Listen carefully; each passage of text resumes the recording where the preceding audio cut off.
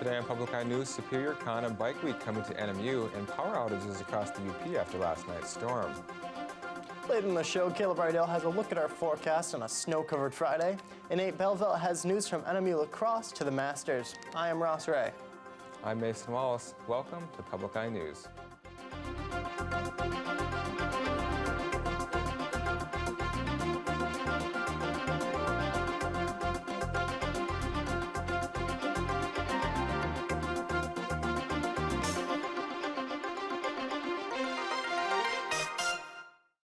Superior Con will be hosted at Northern Michigan University on Saturday, April 13th from 10 a.m. to 10 p.m. in Jamrich Hall.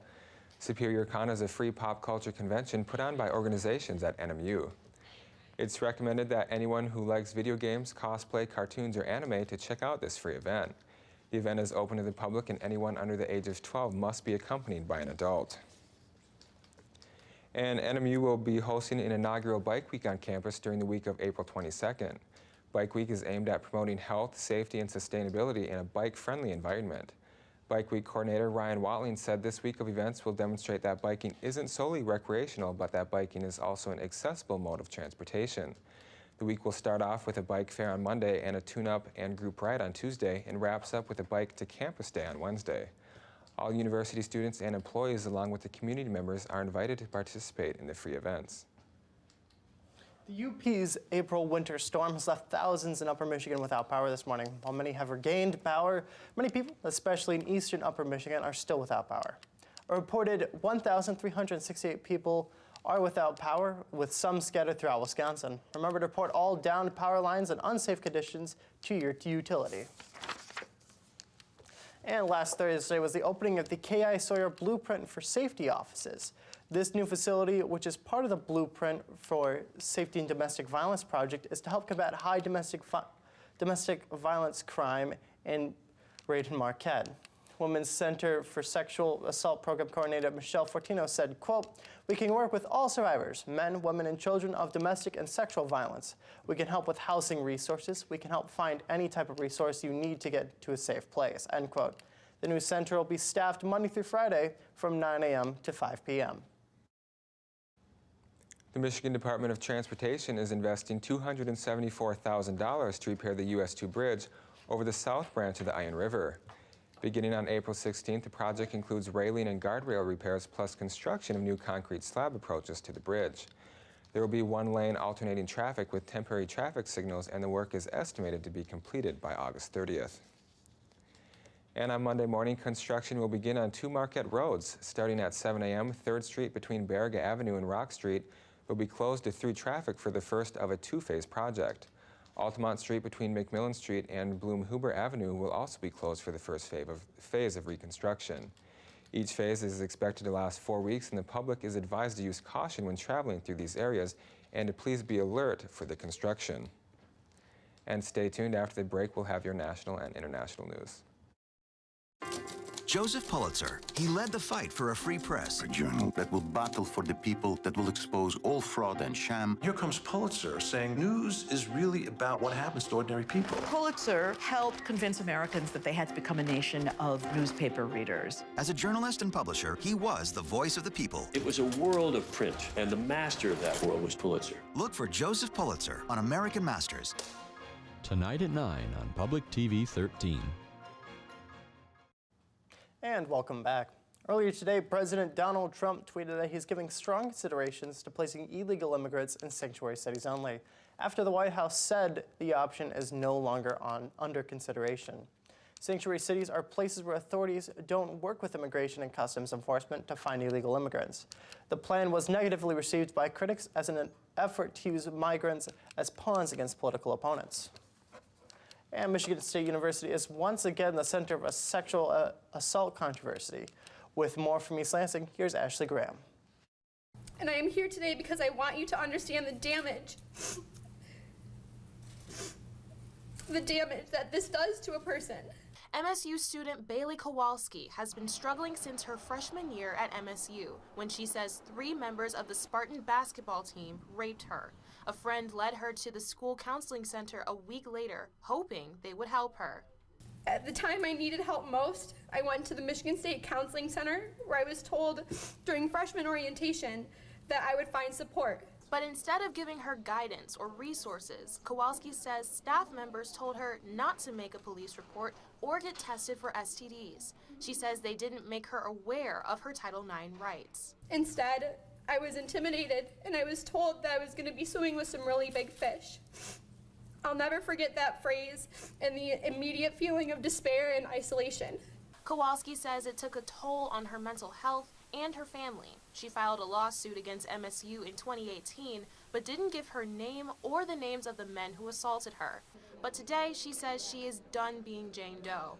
And with the support of her family and other survivors, she spoke out. As I am no longer afraid, I'm empowered to do this, and I have nothing to be ashamed of or embarrassed by. The stage is set for an epic legal and political battle over whether to extradite Julian Assange to the U.S., as Britain's opposition Leader Party urged the government to not hand over the WikiLeaks founder to the U.S. The Labour spokeswoman said the U.S. case is about the embarrassment of the things he revealed about the American military and security services, while party leader Jeremy Corbyn said he exposed evidence of atrocities in Iraq and Afghanistan. His arrest was made possible after Ecuador revoked his political asylum, citing, among other things, that he was a disruptive and messy house guest. Ecuador's President Lenin Moreno said he received assurance from Britain that Assange would not be exposed to capital punishment. If Assange loses in extradition court, he could appeal multiple times to try and have his case heard before the European Court of Human Rights. And as our world becomes more and more dependent on technology, children are becoming targets of online cyber attacks. Nick McGill has more information.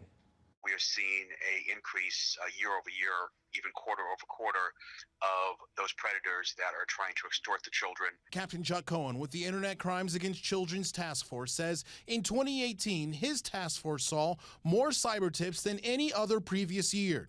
And this year, there have been more tips this quarter than at any other time. What we see is a lot of children have not prepare themselves or not consider the fact that they might be extorted. Which Cohen says makes them easier targets. We often find dozens or more of child victims or attempted child victims. Just make yourself as educated as possible. Be aware that the dangers exist. Doug Coons with investigative and intelligence firm Veracity says protecting yourself is all about education and securing your digital footprint. That includes strict security settings, limiting the pictures you share, and having an open conversation with children about the dangers of those looking to exploit them. There's just too much potential. There's too many soft targets. Meanwhile, investigators have a message for child predators. If they choose to engage in this criminal activity to victimize children, they're going to get arrested, they're going to get prosecuted, they're going to go to prison. For CBS 4 News, I'm Nick McGill. The newest movie in the most recent Star Wars trilogy was teased earlier today.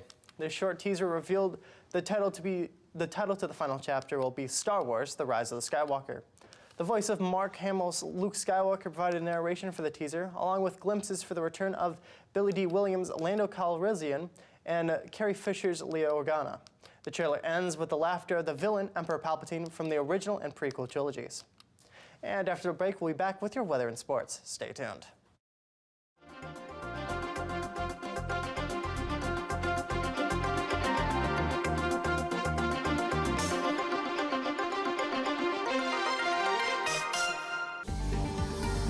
Imagine the Earth in peril. I think it's the end of the world. Somebody punched a hole in the ozone layer. And an unlikely pair who teamed up to save the world. How often do you get to do something that can actually affect the planet?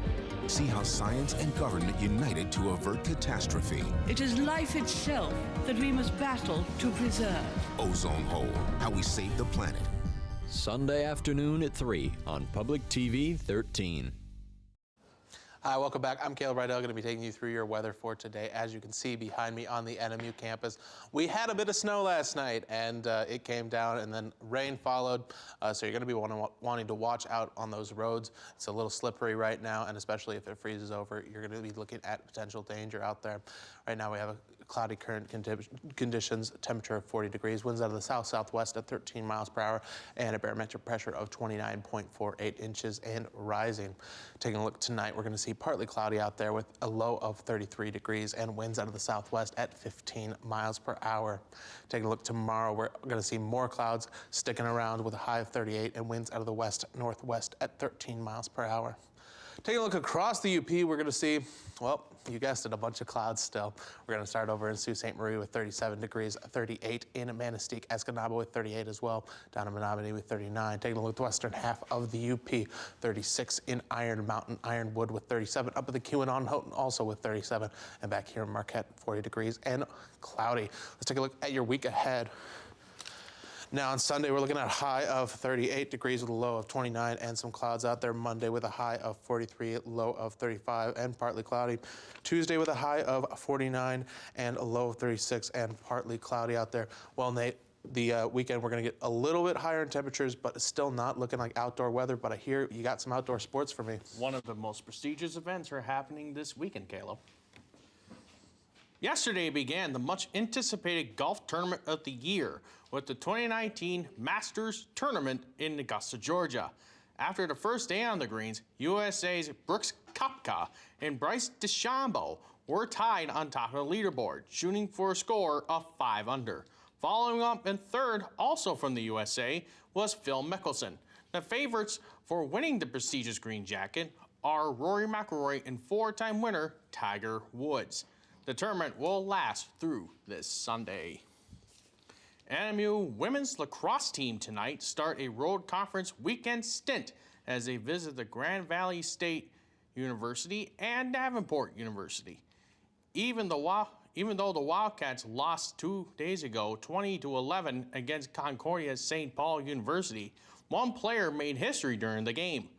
Junior Grayson Ringlever became the first player in team history to achieve 100 career points. She is also 8 goals away from eclipsing another century mark there. The team is 3-8 overall and 2-5 in conference play. Just a few days after March Madness has ended, University of Nevada have officially hired former UCLA men's basketball coach Steve Alford to the same position. Alford was fired from the Bruins just 13 games into last season. Securing a 10-year deal, he's expected to replace Eric Musselman, who went on to take over the head coaching job at the University of Arkansas. Alford has only missed the NCAA tournament only once during his previous tenure, but the Wolfpack has made the tournament the last 3 seasons. Well, Ross, I know you got an interesting story down in Mississippi. I do indeed. It's going to make us crazy for potatoes. Potatoes, more specifically mystery potatoes, was the residents of a neighborhood in Jackson, Mississippi, confused by the sudden appearance of bowls of mashed potatoes on their cars, porches, and mailboxes. It is unclear if anyone has eaten the potatoes, and news outlets report residents have not alerted law enforcement. Resident Jordan Lewis has said, quote, "So we don't know if someone is just playing a prank or if someone just had a lot of leftovers," end quote. That's a fun little story right there. It was a very smashing one at that. You mean a very mashing one? Well, whatever, potato, whatever it goes. Well, unfortunately, that's all the time we have for today's show. Thank you for tuning in to Public Eye News, and we'll see you next week.